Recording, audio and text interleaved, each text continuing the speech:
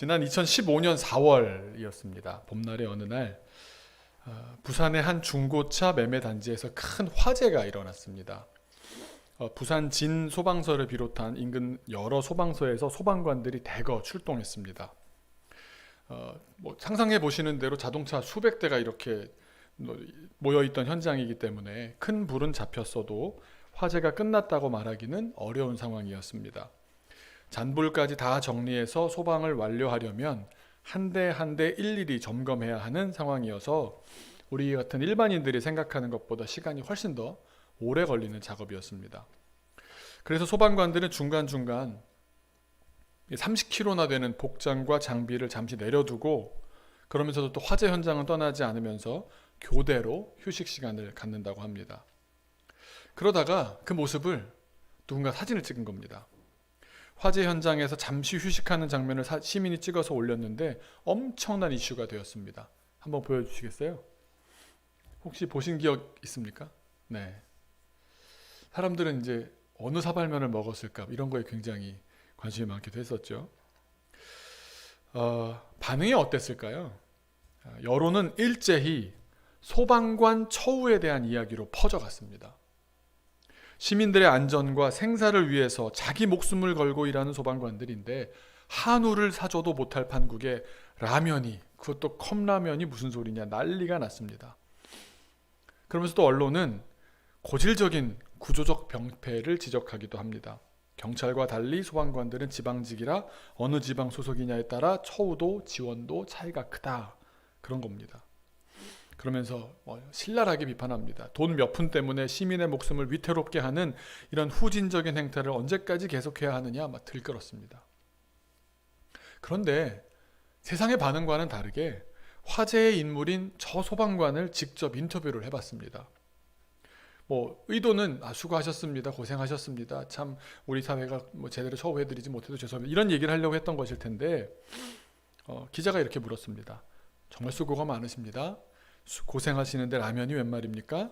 그랬더니 당사자인 홍치성 소방장의 대답이 이랬습니다. 내용이 이런 겁니다.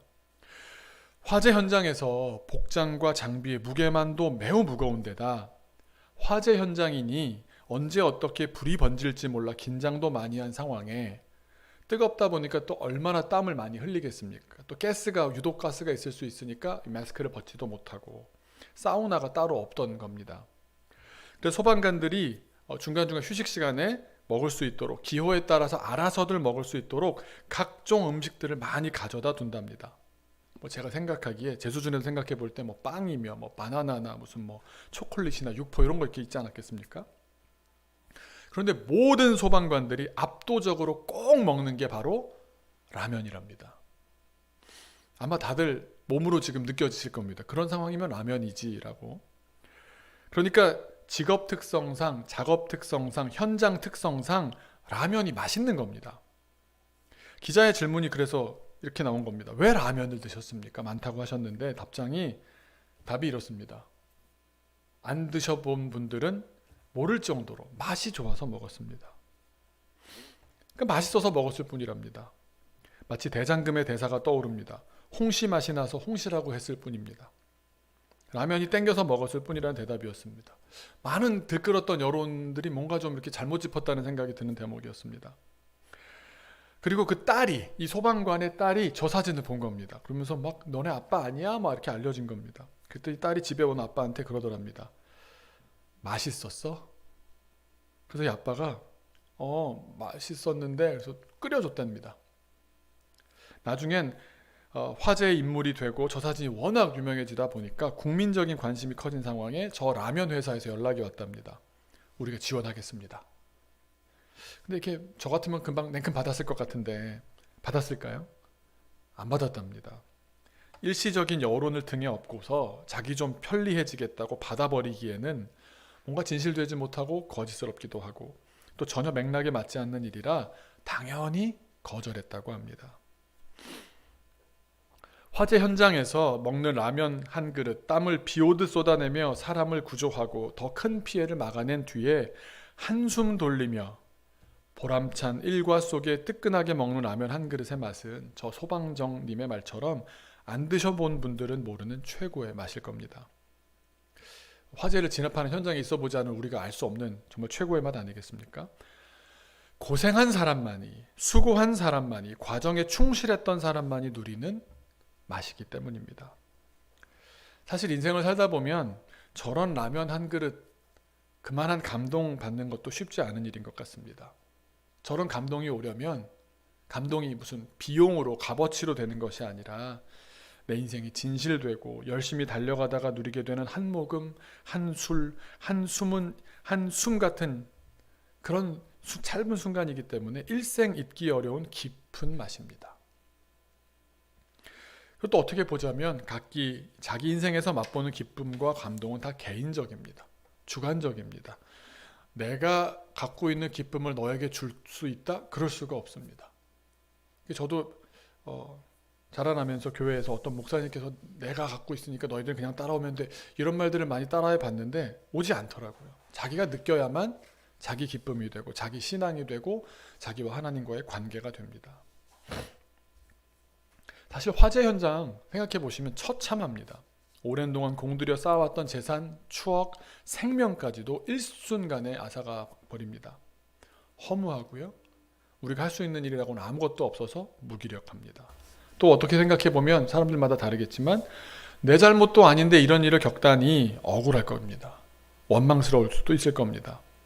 그게 우리가 계속 전도서에서 살펴보고 있는 헛되다고 번역되며 무려 전도서에 38번이나 등장하는 헤벨이라는 말입니다.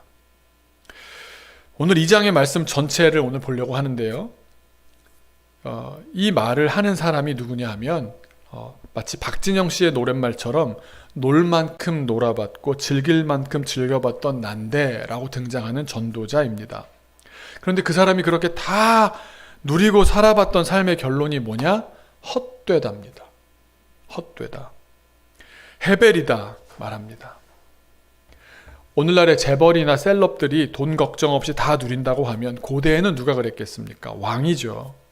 전도서에서 1인칭으로 말하고 있는 전도자가 왕과 같은 사람이었습니다. 다 누려봤습니다. 그래서 3절로 9절을 보시면 이제 오늘 성경을 좀 많이 펼치시고 뭐 앱으로도 펼치셔도 좋겠고 앞을 보셔도 좋겠는데 3절로 9절은 본인이 누렸던 이 전도자가 누렸던 이야기들, 인생에서 이만큼 누려본 사람 있어 라고 하면서 쭉 늘어놓는 자기 인생에서 누린 이야기들입니다. 3절 한번 보시면 내가 내 마음으로 깊이 생각하기를 내가 어떻게 하여야 내 마음을 지혜로 다스리면서 술로 내 육신을 즐겁게 할까, 또 내가 어떻게 하여야 천하의 인생들이 그들의 인생을 살아가는 동안 어떤 것이 선한 일인지를 알아볼 때까지 내 어리석음을 꼭 붙잡아둘까 하여, 이게 무슨 말이냐면 잠언적인 지혜로 내가 살아봤다라는 말입니다. 인과응보, 권선징악 이렇게 내가 한 만큼 돌려받는 식의 신앙을 가지고 자기가 그런 지혜를 추구하고 그 지혜를 따라서 살아봤다 이겁니다.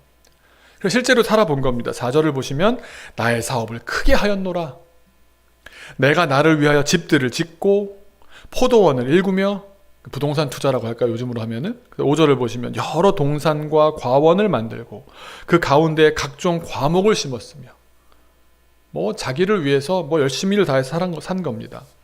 또 6절에 나를 위하여 수목을 기르는 삼림에 물을 주기 위하여 못들을 팠으며, 연못까지 파가면서 아름다운 정원까지 만들었고, 얼마나 행복한 인생이고 하고 싶은 대로 다 한 인생입니까? 7절에 남녀 노비들을 사기도 하였고 나를 위하여 집에서 종들을 낳기도 하였으며, 막 대대로 나를 위해서 일할 수 있는 사람들까지 세팅을 다 해놓은 겁니다. 나보다 먼저 예루살렘에 있던 모든 자들보다, 그러니까 선대의 어떤 왕들보다도 내가 소와 양떼의 소유를 더 많이 가졌으며, 부유하기로는 나 따라올 사람 없다는 뜻 아니겠습니까? 그래서 8절에 은, 금과 왕들이 소유한 보배와 여러 지방의 보배를 나를 위하여 쌓고 또 노래하는 남녀들과 인생들이 기뻐하는 처첩을 많이 두었노라. 고대 사람이 생각할 수 있는 행복의 조건들을 다 갖춰봤다는 겁니다. 그 결과 9절에 뭐라고 합니까? 내가 창성하여, 이같이 창성하여, 내가 굉장히 잘 살아서 나보다 먼저 예루살렘에 있던 모든 자들보다 더 창성하니, 내가 이만큼 잘 나갔어, 이만큼 잘 살았어. 내 지혜도, 그런데 그렇게 만든 내 지혜도 여전하다는 겁니다. 잠언적인 지혜로, 규범적인 지혜로, 인과응보적이고 권선징악적인 지혜로 이렇게 살면 이런 복을 받을 것이다. 열심히 살았더니 이렇게 내가 누리게 되었는데 이 지혜가 여전히 내한테 살아있다. 이런 말입니다. 그러면서 하이라이트가 10절입니다. 무엇이든지 내 눈이 원하는 것을 내가 금하지 아니하며, 보면 다 내 겁니다. 무엇이든지 내 마음이 즐거워하는 것을 내가 막지 아니하며, 하겠다는 건 다 할 수 있었던 겁니다. 이는 나의 모든 수고를 내 마음이 기뻐하였음이라. 이것이 나의 모든 수고로 말미암아 얻은 몫이로다. 내가 수고한 거라면 반드시 결과를 봤다는 겁니다. 잠언이죠. 우리 계속 잠언 얘기하고 있지만 내가 일한 만큼 받는 겁니다. 그게 딱 정해진 규칙대로 돌아가는 겁니다. 나 이렇게 살아봤다는, 그 지혜로 살아봤다는 겁니다. 그 지혜의 궁극에까지 이르러 봤다는 겁니다. 아마 다 우리가 바라는 인생 아닙니까? 오히려 내가 이런 것보다 더 받고 싶지, 이런 것보다 조금이라도 덜 받으면 굉장히 예민해지지 않습니까? 잠언의 규칙적인 지혜로 다 살아보았더니, 말 그대로 잠언 지혜를 대표하는 표현, 이런 표현으로 신학적인 표현을 쓸 수 있겠는데요, 뿌린 대로 거두리라는 말씀처럼 열심히 한 만큼 좋은 열매를 거두었고 내 마음껏 즐길 수 있게 되었고 타의 추종을 부러워할 만큼 압도적으로 창성하게 전무후무한 창성함을 누렸다는 겁니다. 그런데 그렇게 살 수 있었던 배경에 내 지혜가 큰 축이었다라는 겁니다. 이건 잠언에서 읽을 수 있는 이야기들입니다. 그런데 11절에서 갑자기 규칙이 깨집니다. 그렇게만 되는 게 아니던데 라고 하면서 11절에 규칙이 깨집니다. 그 후에 내가 생각해 본즉 꼭 그런 일만 있었나 하고 생각해 보니까 내 손으로 한 모든 일과 내가 수고한 모든 것이 다 헛되어 헤벨이어서 바람을 잡는 것이며 심지어 해 아래에서 아무 유익이 없더라. 이 헛되다, 바람 잡는 거다, 무익하다라는 말이 계속 반복됩니다. 헤벨이 38번 나온 거에 그치는 게 아니라 다른 비슷한 표현으로도 헛되다라는 이야기를 전도서에서 계속 말씀하고 있는 겁니다.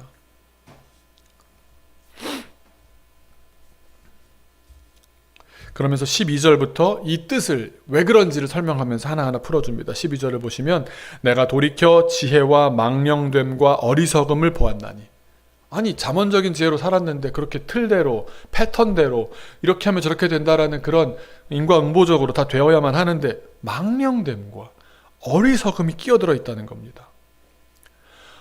왕 뒤에 오는 자는 새로 들어선 누군가가 무슨 일을 행할까 하는데 이 일을 행한 지 오래전의 일일 뿐들이라. 무슨 말입니까? 새로운 일인 줄 알고 엄청 빠져들어서 내가 뭐 엄청난 노력을 들여가면서 그렇게 추구하고 추종하고 시간과 돈과 노력을 인생을 기울여서 뭔가를 하는데 아무것도 창조적인 게 없더라는 겁니다. 지난 주일에 그걸 뭐라고 그랬죠? 지혜자가 본즉 다 새로운 게 아니라 기억력 문제라고 얘기했습니다. 다 있던 건데 너 뭘 또 우리만 지금 예민하고 우리만 대단한 것 같고 이거 뭐 한 번도 안 해본 거라고 그래서 그런 얘기 들으면 사람들이 막 엄청나게 그렇게 열광하지 않습니까? 그런데 해 아래 새 것이 없다는 말씀입니다. 13절에 내가 보니 지혜가 우매보다 뛰어남이 빛이 어둠보다 뛰어남 같도다. 우리가 전도서를 이해하기 어려운 이유가 여기에 있습니다. 두 지혜가 계속 번갈아며 가면서 나옵니다. 여기에 있는 지혜는 뭐냐면 잠언적인 지혜입니다. 규칙적인 지혜를 말합니다. 그 잠언적이고 규칙적인 지혜를 수긍하고 인정하면서도 다른 한편으로는 그 한계를 지적하기 때문에 지금 말하는 지혜가 무슨 지혜를 말하는지를 우리가 알면서 읽어야 됩니다. 지혜는 빛과 같고요. 우매함은 어둠과 같습니다. 그런데 잠언의 규칙적인 지혜로 세상은 돌아가는 것이 맞다. 그게 틀렸다는 얘기가 아닙니다. 수긍하고, 그런데 그 지혜만 가지고는 세상을 또 인생을 다 알 수가 없다는 말입니다. 14절 먼저 인정하고 14절 후반부에서 이제 돌이킵니다. 14절을 보시면 지혜자는 그의 눈이 그의 머릿속에 있고, 지혜 있는 사람은 머릿속에 있다는 게 뭐 마음과 두뇌를 다 얘기하는 겁니다. 옛날 표현으로는. 또 우매자는 어둠 속에 다니는 것 같아요. 아무것도 모르고 그냥 뭐 어리둥절하고 정신 못 차리고 사는 것 같은데, 근데 뒤에 이어지는 말씀이 어떻습니까? 그들 모두가 당하는 일이 지혜 있건 우매하건 모두 같으리라. 그것을 깨닫게 되었다는 겁니다. 규범을 잘 지켰다고 혹은 지키지 않았다고 해서 맞이하는 결말이 다르지는 않더라는 말씀입니다. 하나님을 신뢰하는 사람에게나 신뢰하지 않는 사람에게나 비는 똑같이 내립니다. 지혜롭다고 해서 재앙을 피하는 것도 아니고 우매하다고 꼭 나쁜 일만 생기는 것도 아니더라는 겁니다. 그래서 15절입니다. 내가 내 마음속으로 이르기를 우매자가 당한 것을 내가 지혜자인데 나도 당하리니 내게 지혜가 있었다 한들 내게 무슨 유익이 있으리요 하였도다. 그런 생각이 든다는 겁니다. 이에 내가 내 마음속으로 이르기를 이것도 헛되도다 헤벨이다 하였도다. 지금 이 내용을 보시면 아시겠지만 규범적인 잠언적 지혜가 한계에 부딪히면서 욥기처럼 성찰하는 지혜가 등장하기 시작합니다. 16절을 보시면 지혜자도 우매자와 함께 영원하도록 기억함을 얻지 못하나니 지혜롭다고 다 기억하는 것도 아니라는 겁니다. 후일에는 모두 다 잊어버린 지 오래일 것임이라. 오호라 지혜자의 죽음이 우매자의 죽음과 일반이로다. 무슨 말입니까? 죽음 앞에서는 지혜로움도 소용없고 우매한다고 안 죽는 것도 아니더라는 겁니다. 죽음 앞에서 공평한 겁니다. 죽지 않을 사람 아무도 없습니다. 지혜자라고 피할 수 있는 운명이 아닙니다. 그러니 누가 더 손해일 것 같습니까? 대충 살았다면 모를까 지혜로운 사람이 되기 위해서 엄청 애쓰고 수고한 사람이라면 지혜자나 우매한 자나 매한 가지라고 말씀하시는 이런 지혜 무용론을 들으면 얼마나 더 허무하겠습니까? 전도자는 이제 그런 인생들을 보면서 인생 자체를 증오하기까지 합니다. 17절을 보시면 이러므로 내가 사는 것을 미워하였으니 이딴 인생 살아서 뭐해? 사는 것을 미워하였노니 이는 해 아래에서 하는 일이 내게 괴로움이요. 인생 괴롭더라. 모두 헛되어 아무 유익 없더라. 바람을 잡으려는 것이기 때문이로다. 이런 경험을 언제 하는지 아십니까? 우리가 예상한 플랜이 깨질 때 하게 됩니다. 잠언적인 지혜가 한계에 부딪힐 때 이렇게 하면 내 자식이 이렇게 만들어지고 이렇게 하면 사업이 되고 이렇게 하면 우리 가정이 이렇게 되고 많은 계획을 하는데 다 깨집니다. 반드시 깨집니다. 전도서라는 책을 우리에게 주신 이유는 너희가 잠언으로 기초를 다지지만 언젠가 한계에 부딪힐 것이기 때문에 전도서를 주시는 겁니다. 저 개인적으로도 의미 있는 일, 가치 있는 일, 또 내게 허락하신 지혜를 총동원해 본 결과 이것이 올바르다 하는 그 일에 매진하면 복된 미래가 보장되는 줄로 알았습니다. 근데 그렇지 않더라고요. 다른 게 바뀌더라고요. 세습하지 않으면, 돈에 욕심내지 않으면, 목회자로서 높은 수준의 윤리적인 잣대에 부끄럽지 않으면, 설교를 매번 정확하게 원고로 토시 하나까지 적으며 성실하게 준비하면, 교인들을 어린아이까지도 마음 다해 사랑하면, 한 생명의 미래까지 걱정하며 온 세상을 보여주려 애쓰면 또 그것이 아무리 생각해도 바른 일이고 한 생명에게 소망을 가져다주는 일이고 한 가정의 미래를 밝히는 일이고 우리 교회 공동체가 참으로 의미 있고 소망 있고 발전하게 하는 일이라는 것이 제 지혜의 결론이어서 인생을 바쳐서 실행해 보지만 그 결과가 뭡니까? 헛되고 바람을 잡으려는 일이더라는 겁니다. 왜 그런지 아십니까? 18절과 19절이 말해줍니다. 내가 해 아래에서 내가 한 모든 수고를 미워하였노니 이는 왜 그러냐 하면 내 뒤를 이에게 남겨주게 됨이라. 그 사람이 지혜자일지 우매자일지야 누가 알랴마는 내가 해 아래에서 내 지혜를 다하여 수고한 모든 결과를 그가 다 관리하리니 이것도 헛되도다. 열심히 지혜를 배우고 그 지혜대로 살아본들 정작 자기는 열매를 맛보지 못할 뿐 아니라 또 좋은 결과가 나온다고 해도 남이 그 열매를 따먹어 버리더라는 겁니다. 자기는 그것으로부터 어떤 결과를 열매를 좋은 그런 거를 누리지 못한다는 겁니다. 세상 표현으로 하자면 죽 써서 누구 준다라는 형국입니다. 이런데 누가 의욕이 생기겠습니까? 헛되다, 헤벨이다 하지 않겠습니까? 그래서 20절은 심지어 아까는 미워한다고 인생 미워한다고 그러지만 더 심한 표현으로 실망이라는 단어가 있습니다. 20절 보시면 이러므로 내가 해 아래에서 한 모든 수고에 대하여 내가 내 마음에 실망하였도다. 야, 이러면 이거 성경 더 읽으면 안 될 것 같지 않으십니까? 21절도 같은 맥락입니다. 어떤 사람은 그 지혜와 지식과 재주를 다하여 수고하였어도, 가진 걸 다 동원해서 있는 수고를 다 했더니 그가 얻은 것을 수고하지 아니한 자에게 그의 몫으로 넘겨주리니. 수고는 내가 했는데 재주는 누가 구르고 누리는 건 다른 사람이 누리더라는 겁니다. 이것도 헛된 것이며 큰 악이로다. 그러면서 22절과 23절로 결론에 도달합니다. 사람이 해 아래에서 행하는 모든 수고와 마음에 애쓰는 것이 무슨 소득이 있으랴. 일평생에 근심하며 수고하는 것이 슬픔뿐이라. 그의 마음이 밤에도 쉬지 못하나니. 정신적인 문제까지 온 겁니다. 이것도 헛되도다. 완전 총체적 난국입니다. 뭐하러 수고합니까? 이 얘기입니다. 혹 교회 다니면 지혜가 쌓여서 그 지혜대로 살면 세상살이가 좀 나아질 거라 기대했는데 실망하셨습니까? 잠언의 규칙적인 지혜를 전도서의 균형 잡힌 지혜로 바꾸셔야 할 때입니다. 넓이와 높이를 생각하며 확장지향적으로 사셨다면 이제는 깊이를 생각하며 고르게 온전하게 성숙하며 자라나야 할 때입니다. 그게 우리에게 지금 전도서를 주신 이유입니다. 그런데 매우 특이하게도 24절부터 톤이 싹 바뀝니다. 전도서는 사실 이 지혜를 말해주기 위해서 잠언적 지혜의 한계를 지금까지 말했던 겁니다. 어떻게 보면 실망스럽기도 하고요. 어떻게 보면 또 이해가 잘 되기도 합니다. 24절, 5절, 6절을 우리 같이 한 번 더 읽겠습니다. 3절 말씀 한 목소리로 같이 읽겠습니다.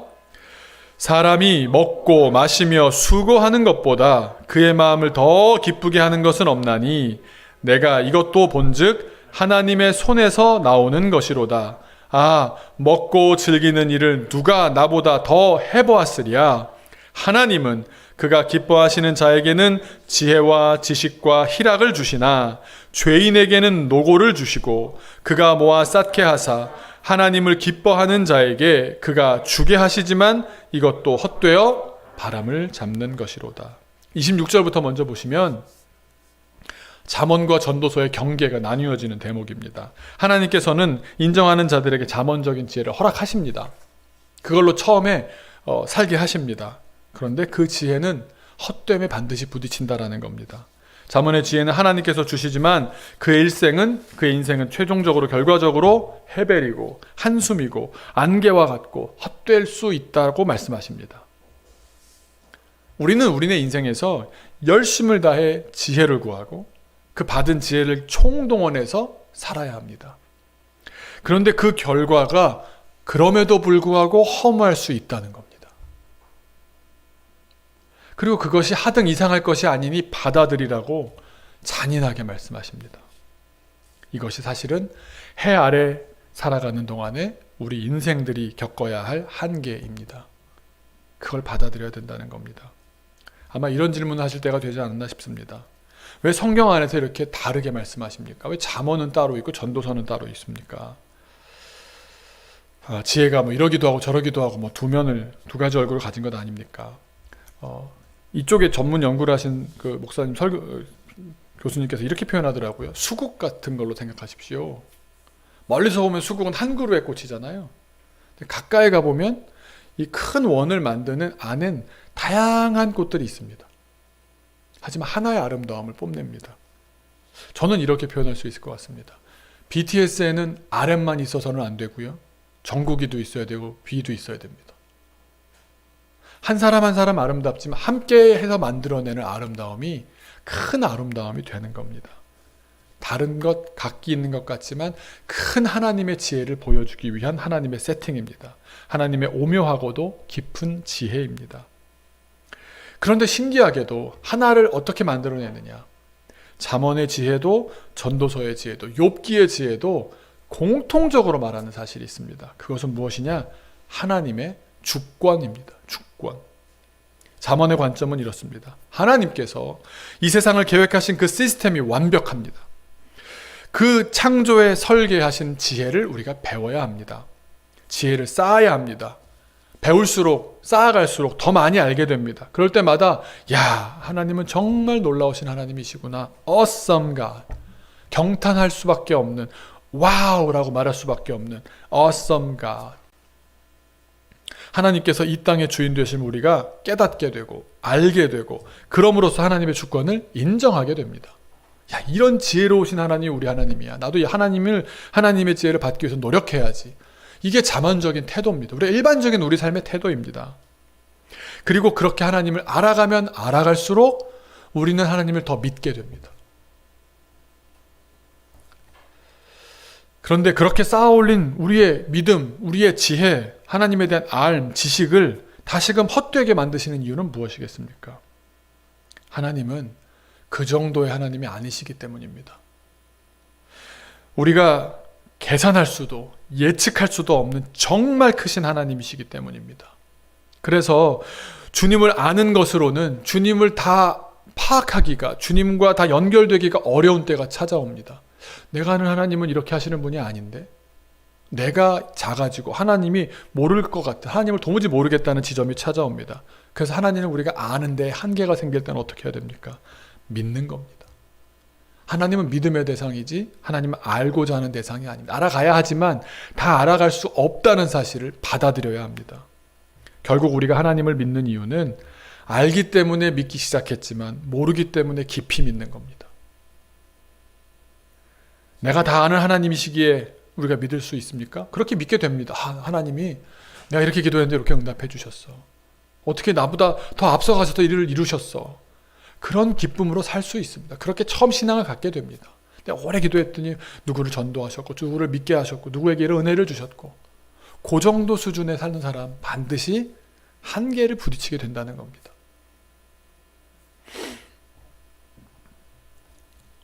언제나 한결같으시고 언제나 변함없으시니 내가 다가가기만 하면 응답해 주시고 얼마나 좋은 하나님이십니까? 하지만 그렇게 생각하는 사람들이 생각하는 신봉하는 말씀, 생각 패턴은 이겁니다. 아까 말씀드린 대로 인과응보, 권선징악, 뿌린 대로 거둔다, 공든 탑은 무너지지 않는다. 내가 애쓴 만큼 보답해 주시는 게 좋은 하나님 아닙니까? 그런데 진짜 살아계신 위대하신 하나님은 그런 게 아닙니다. 살다 보면요, 초등학생은 잠언을 많이 읽어야 된다니까요. 그 기초가 튼튼해야 된다니까요. 우리가 지난번에 제가 신린이라고 말한 거죠. 믿음의 첫 걸음을 걷는 분들에게 그런 기도를 하나님의 응답을 더 많이 해주십니다. 그런데 성장하지 않으면, 성숙하지 않으면 그게 안 되는 것을 여러 번 경험하다 보면 하나님 없는 거 아니야? 이렇게 생각합니다. 왜냐하면 살다 보면 어떤 일이 벌어지냐 하면 내가 애써 뿌린 걸 남이 거둡니다. 오늘 전도서의 말씀 그거 아닙니까? 내가 공들여 쌓은 탑을 다른 사람이 들어가 삽니다. 결과가 이렇게 나오는 경우를 보면 우리는 어떻게 살아야 합니까? 성경은 이렇게 말씀하시는 겁니다. 그걸 모르는 것도 은혜라고 말입니다. 어떻게 네가 다 알려고 하느냐라는 겁니다. 나보다 더 크시고 훨씬 크시고 나보다 나를 더 잘 아시는 하나님의 깊은 뜻 가운데 진행되는 일이 있음을 믿는 겁니다. 다 알려주세요. 알아야 믿겠습니다. 안 알려주신다니까요. 하나님의 뜻을 내가 다 알아야 믿겠다고 한다면 하나님은 이미 내 신앙의 대상이 아닙니다. 내가 주인이고 하나님은 나를 위해서 일하는 수종에 불과한 겁니다. 그런 태도로는 하나님의 놀라운 역사를 맛보기가 어렵습니다. 우리는 하나님을 알게 되어 하나님을 믿지만 결국 하나님을 다 알지 못하기 때문에 하나님을 깊이 믿게 되는 겁니다. 위대한 화가들을 만나보면요, 위대하다라는 데까지 간 화가들의 공통점이 뭔지 아십니까? 그림이 나중에 추상이 됩니다. 우리 이해를 못하죠. 우리는 피카소가 왜 좋은지 모르겠죠. 저도 할아버지 그림을 다 보다 보니까 도무지 나중에는 이게 뭔 의미인지를 모르겠습니다. 그리고 다 누구나 좋아하는 그림의 특징이 뭐냐 하면 추상이 아니라 구상화입니다. 그림 처음 시작하는 사람은 뭐 합니까? 정물을 하죠. 세워놓고 그대로 그립니다. 근데 깊어지면 깊어질수록 보이는 게 전부가 아니라는 사실을 알아가게 됩니다. 대가들은 추상화를 그립니다. 앱스트랙트를 하게 됩니다. 모른다는 것에, 보이는 것이 전부가 아니다라는 것에 하나님이 그렇게 단순한 분이 아니다라는 것에, 내가 알 수 없다라는 것에 우리가 마음을 갖게 되면, 그런 믿음을 갖게 되면 우리 삶에 대한 태도도 굉장히 소박해집니다. 모르기 때문에 소박할 수 있습니다. 여러분, 이게 중요한 진리입니다. 모르면 소박할 수 있습니다. 알면 달려듭니다. 모르면 소박해집니다. 라틴어로 이렇게 말합니다. Carpe diem, seize the day, 삶을 즐기라. 들어보셨습니까? 영화 죽은 시인의 사회로 알려졌던 이 말은 사실은 고대 로마의 시인 호라티우스의 명언 까르페 디엠이라고 그가 썼던 것을 옮겨 적은 겁니다. 그런데 이 의미를 전도서는 그보다 훨씬 전에 알려준 겁니다. 오늘을 즐기라, 현재에 충실하라 말씀합니다. 그러면서 세 가지를 얘기합니다. 이 전도서에 굉장히 중요한 내용입니다. 여러분, 먹고 마시고 수고하라. 여기서 수고한다는 말은 노동한다는 말입니다. 그러니까 먹고 마시고 일함으로써 인생을 즐겨라 하고 말씀하십니다. 이게 여기 한번 나왔나 보다 아니고요. 이 말씀이 전도서 최대의 인생 지혜이기 때문에 7번이나 나옵니다. 7번 나올 뿐만 아니라 어디에 나오느냐 하면, 인생 다 헛되다라고 하면 바로 다음에 이어지는 말이 즐거워하라, 먹고 마시고 노동하라. 인생 다 헛되다 그러면 먹고 마시고 노동 안에서 즐거워하라.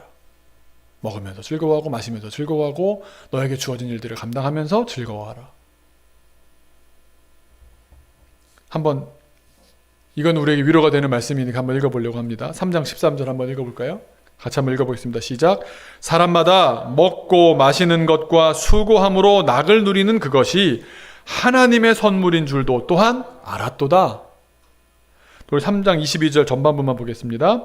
그러므로 나는 사람이 자기 일에 즐거워하는 것보다 더 나은 것이 없음을 보았나니, 이는 그것이 그의 이 몫이라는 단어가 여러 번 나옵니다. 중요하고요. 5장 18절로 20절도 한번 볼까요? 보여주세요. 시작. 사람이 하나님께서 그에게 주신 바 그 일평생에 먹고 마시며 해 아래에서 하는 모든 수고 중에서 낙을 보는 것이 선하고 아름다움을 내가 보았노니 그것이 그의 몫이로다. 네, 몫이로다. 이 말이 중요합니다. 네, 이어지는 말씀도 그 내용이긴 하지만 또 다른 쪽을 보려고요. 8장 15절에 또 이렇게 기록합니다. 시작. 이에 내가 희락을 8장 15절이요. 8장 15절 준비 안 됐습니까? 제가 읽겠습니다. 이에 내가 희락을, 기쁨을 찬양하노니 이는 사람이 먹고 마시고 즐거워하는 것보다 더 나은 것이 해 아래에는 없음이라. 없음이라. 9장 7절과 10절도 있는데요. 지금 바로바로 안 나오는 것 같아요. 계속 이 얘기가, 말은 조금씩 다르지만 이 세 가지에 대해서 계속 말씀하십니다. 우리 무슨 영화에 보시면 먹고 기도하고 사랑하라 이런 말도 있지만 여기 딱 세 가지입니다. 먹고 마시고 노동함으로써 즐거워하라. 잘 먹어야 되고요. 잘 마셔야 되고요. 맡겨진 일을 잘 감당해야 됩니다. 특별히 노동이 중요합니다. 수고라고 한국말로 표현을 했는데 원어를 보시면 뜻이 첫 번째가 뭐냐 하면 노동입니다. 일하는 겁니다. 내가 맡겨진 어떤 일을 하는 겁니다. 그냥 먹고 마시고 흥청망청 살라는 쾌락주의를 주는 말씀이 아니고요. 읽으면서 아까도 말씀드린 것처럼 몫이라는 말이 계속 나옵니다. 내게 주신 몫이 그 수고하는 것이고 노동하는 것입니다. 이 말을 예전 성경에 뭐라고 얘기했냐면 분복이란 단어 혹시 기억나십니까? 옛날 성경에 이것이 너의 분복이니라. 분이 나눌 분자입니다. 복인데 나누어진 복이랍니다. 그러니까 다시 말하면 내게 할당된 복으로 주신 겁니다. 노동하는 것을, 일하는 것을. 내 몫으로 나누어준 복. 복의 본질은 그래서 누군가가 나누어준 겁니다. 노동하는 것이 분복입니다. 내 몫입니다. 내가 누릴 복이고 하나님께서 나누어 주신 복입니다. 그러니 우리는 먹으면서 즐겁게 인생을 살아야 합니다. 마시면서 인생을 즐겁게 살아야 합니다. 그리고 한 가지 더, 노동하면서, 일하면서 즐거워해야 합니다. 일하면서 그 일을 내게 주신 복으로, 내 몫으로 알고 즐거워하는 것이 전도서가 말씀하시는 지혜입니다. 허무한 세상 가운데 그 허무한 것의 결과를 보고 그것 때문에 마음 아파하는 것에는 뭐가 있겠습니까? 내 욕망이라는 게 있습니다. 그런데 결과도 내가 어찌할 수 없는 허무하게 되는 것들을 계속 보면서 내게 주님께서 원하시는 것은 딱 그겁니다. 그냥 너에게 허락된 인생을 행복하게 살아. 잘 먹고 잘 마시고 맡겨진 일을 정말 열심히 잘 감당해봐. 어제 제가 울산을 갔다 왔습니다. 가봤더니 울산에서 제일 큰 교회더라고요. 엄청 큰 교회였어요. 뭐 거의 10,000명 가까운 교인이 있는 교회인 것 같은데 저를 초청을 했습니다. 그래서 저는 다른 데 아무 관심이 없었습니다. 거길 가서 그 교회랑 나중에 좋은 관계가 돼서 우리 일 하는데 어떻게 도움이 돼요. 아무런 생각이 없었고요. 연락을 해서 뭐 어떻게 가면 됩니까? 그랬더니 어디 목사님 계십니까? 제가 뭐 울산에 가려면 수서역에 차를 주차를 하고 기차로 SRT로 가면 좋을 것 같습니다. 아, 그렇습니까? 그럼 저희가 울산역으로 모시러 나가겠습니다. 아, 좋습니다. 그래서 찾아보니까 울산역이 울산에서 굉장히 멀리 있더라고요. 울산에서 꽤 한 20분 차로 가야지 되는 데 있어요. 그리고 울산 괄호하고 통도사역이에요. 그리고 지역명을 봤더니 거기가 언양인 겁니다. 제가 주님 말씀을 순종했습니다. 여러분, 한국 불고기에는 3대 불고기가 있는 거 아십니까? 삼양 불고기가 있습니다. 양자로 끝나는 지역의 불고기가 3대 불고기입니다. 광양 불고기, 언양 불고기, 하나가 뭔지 아십니까? 서울인데 한양 불고기라고, 양자 맞추느라고 다 먹어봤거든요. 한양 불고기, 광양 불고기. 언양에서 언양 불고기를 먹은 적이 없어가지고 다짜고짜 저를 초대하는 목사에게 다른 거 다 필요 없고 나는 언양 불고기를 먹어야겠다고. 그랬더니 어안이 벙벙해 하시는 거예요. 섭외를 받은 목사치고 불고기를 밝히는 사람을 처음 본 거예요. 아니, 저희 한우타운도 있고요, 뭐 좋은 데도 아니라고. 나는 그거 꼭 먹고 싶었다고. 음식이 맛있는 것도 맛있지만 좀 재밌거든요. 그런 게, 그런 경험을 내가 먼저 해보고 남한테 얘기해주고 이런 걸 너무 좋아하거든요. 그래서 같이 끝나고 시간에 맞춰서 기차 시간도 여유롭게 잡아가지고 점심 먹을 시간 확보한 뒤에 12명이나 저 앞에 12번이나 되는 사람들의 줄을 섰다가 줄이 대기가 빠진 다음에 먹어봤습니다. 맛이 어떤지 궁금하시죠? 네, 맛있죠. 뭘 당연히. 네. 그쪽 분들이 생각할 때 최고라고 하는 곳에 데려갔으니까요. 너무 즐겁게 일 잘하고 왔습니다. 2시간 강의하는 동안 함께 울고 웃고 선생님들하고 재밌는 시간 보냈고요. 또 제 강의 안에는 제가 우리 교회에서 함께 어린이들과 만나는 이야기들이 다 담겨 있고요. 그 선생님들이 또 오시라고 좋은 결과가 있었던 거고 저도 참 보람되었는데, 마지막에 먹고 마시고 노동함으로써 즐거워하는 것이 내게 큰 복이었습니다. 여러분, 이러면 어떤 일이 벌어지는지 아십니까? 허황된 걸 바라지 않습니다. 오늘 하루 허락된 것에 이게 오늘 내가 할 수 있는 일로 주시는 분복이구나, 열심히 일하게 됩니다. 그리고 고기 한번 먹은 거, 언양불고기 한번 먹고 너무 재밌고요. 사진 찍고 이제 막 알려주고 페이스북에 올리니까 또 내가 먹은 언양불고기랑 다르게 생겼네, 맛이 어떤가요? 막 그게 목사님은 참 쾌락주의적이신 것 같아, 이렇게 느껴지겠죠. 네, 그럴 수도 있지만 하나님의 뜻입니다. 너희에게 행복하라고 인생을 주었는데 너희 왜 이렇게 심각하니? 왜 이렇게 뭘 얻지 못해 난리니? 잠언의 지혜로 하나님 만드신 세계를 알아가렴. 하지만 너희도 한계에 부딪히는 날이 올 거야. 너희 힘으로 안 되는 게 정상이야. 우리가 인간이고 피조물인데 어떻게 우리가 창조주 행세를 합니까? 되다 보니까, 아는 것 같으니까 우리가 교만해서 창조주 행세를 한다니까요. 그래도 주님이 한계를 두신 겁니다. 허물을 맛보게 하시는 겁니다. 그럴 때 우리는 잘 먹고 잘 마시고 노동하면서 즐거움을 누리며 사는 겁니다. 어제 얼마나 즐거웠는지, 저는 내려가 있는 동안에 미리 준비를 다 해서 서울 에어쇼를 다녀왔습니다. 학생들을 데리고. 참, 그 하나 일이 있을 때마다 얼마나 재밌는지 모르겠는 게요. 저희가 딱 에어쇼를 하게 된 배경이 뭐냐면, 세상 너무 시끄러운 거예요. 여기가 연습하시느라고 대화가 안 될 정도로 위로 계속 날아다니는 거예요. 화가 났다가 생각해보니까 이거 좋아하는 사람이 떠올랐습니다. 저 참 감사한 게, 제 마음에 어떤 아이 그러면 어떤 그림이 떠오르는데, 병장기 이런 거 좋아하는, 전쟁, 군대 이런 거 좋아하는 사람이 우리 한 명 있습니다. 호현이라고요. 네. 아주 호전적인 친구입니다. 이 친구 데려가면 좋겠다 생각이 커지다 보니까 비용이 얼마인지를 알게 됐는데, 또 이 동네에는 그 군부대 공군 근무하시는 분이 많은가 봐요. 당근에 티켓이 나오는 거예요. 그것도. 그러니까 이분은 진짜 거기에 관계자인데 굳이 안 가도 되는 분들이 있잖아요. 그런 분들이 표를 내놓는데 뭐 대량으로 내놓는 거예요. 그래서 심지어 그 유명한 대장동에서 그걸 사왔습니다. 저희가 이번에 화천대유 대장동에서 이렇게 표를 마련을 하고 저렴한 비용을 다 같이 갈 수 있게 만들고 그 안에 식사는 어떻게 다 알아보고 갔는데 어제 갔다 온 호현이가 이렇게 말했습니다. 천국을 갔다 왔어요 라고. 창규는 안 간다 그랬거든요. 근데 왜 안 가냐 그랬더니 친구들하고 노는 것도 좋고 그런데 가보는 것도 좋은데 코에 면봉 들어가서 PCR 검사를 하는 게 싫은 겁니다. 안 간다고 그랬는데 엄마가 설득하고 저희가 영상을 이렇게 보내줘. 이런 데 갈 건데 보든가. 그 문 대통령이 갔다 오셨을 때 그 영상 있잖아요. 그걸 딱 보여줬고 그랬더니 이제 흔들리는데 와가지고 끝까지 이 녀석이 입구에서 1시간을 기다렸다 들어갔어요. 그 사람이 많이 와가지고 예년에 비해서 훨씬 줄어든 인원이라고 하는데 그때까지도 나는 오기 싫었는데 엄마가 억지로 가래서 왔어요. 그냥 막 입이 이렇게 나가지고 그랬는데 경험을 하고 오더니 아무 일 없었다는 듯이 내가 처음부터 온다 그러지 않았냐고. 이렇게 단순해요. 근데 그걸 보는 게 너무 행복한 겁니다. 그런 이야기 하나하나 나누면서 전도사님들이랑 야 진짜 너무 재밌다. 너무 웃긴다. 너무 웃긴다.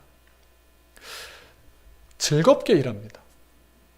한 명 한 명에 집중하다 보면 큰 그림, 뭐 우리 교회가 뭐 얼마나 커지고 재정이 어떻게 되고 교인이 어떻게 되고 역사와 뭐 주님 안에서 큰 일을 이루고 그게 아니라 그게 즐거운데 어떡합니까?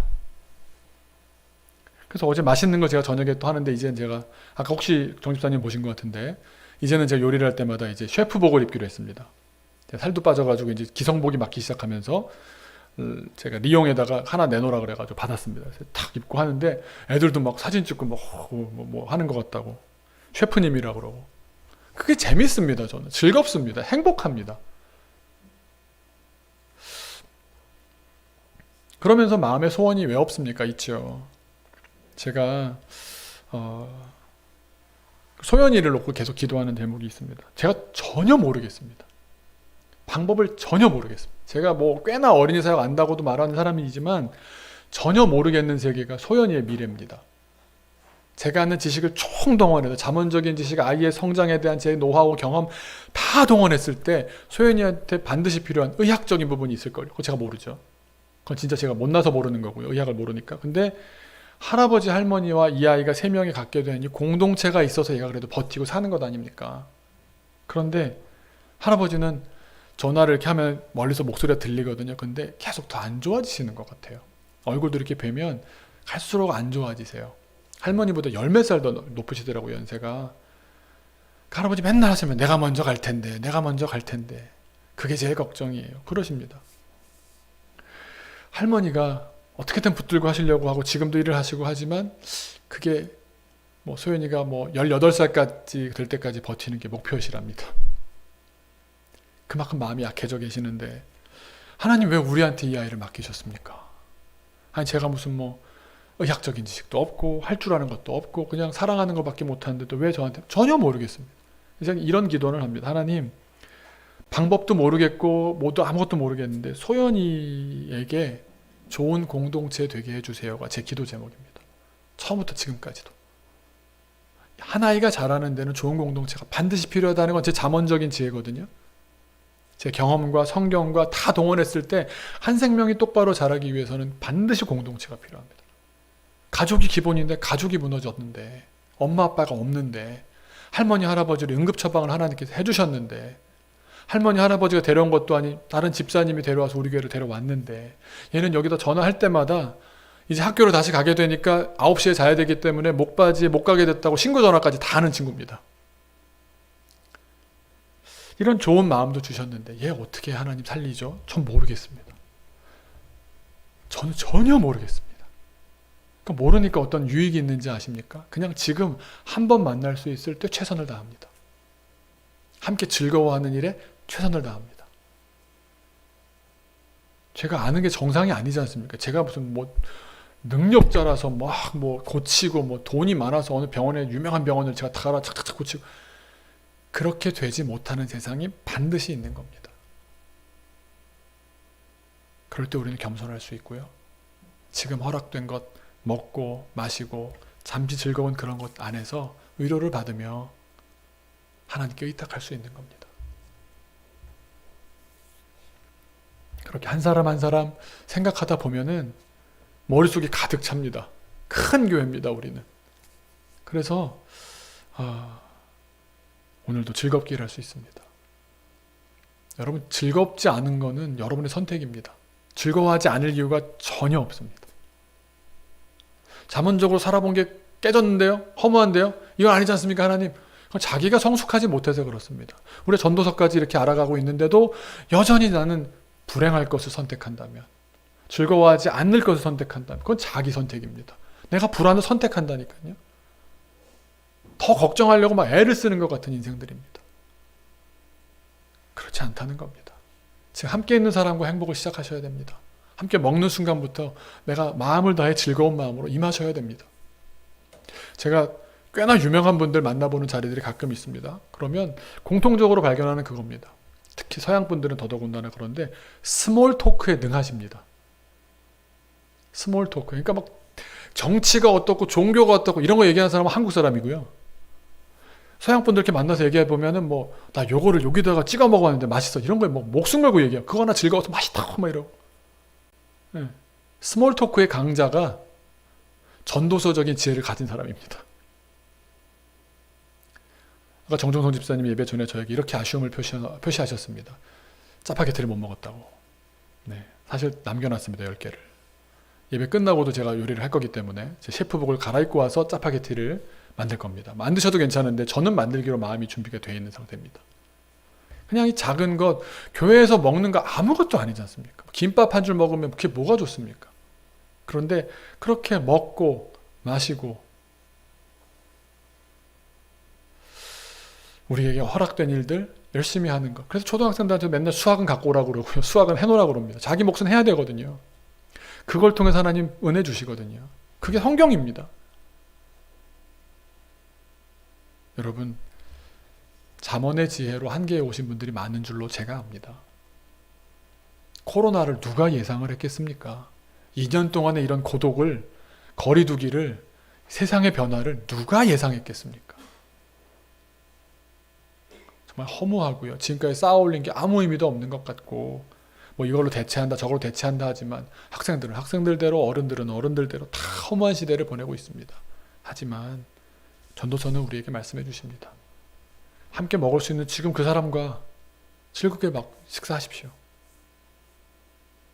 함께 마신다는 걸 옛날에 그런 의미로 썼는지 모르지만 요즘은 마신다는 건 한국에서는 요즘 커피 마시는 거 대화하는 거지 않습니까? 요즘 그 셀 모임 하는 거 이렇게 전도사님들이 이렇게 너무 재밌었다고 얘기를 해오시는 걸 보면 4명이 와서 그냥 수다 떠는 거거든요. 어떻게 보면은.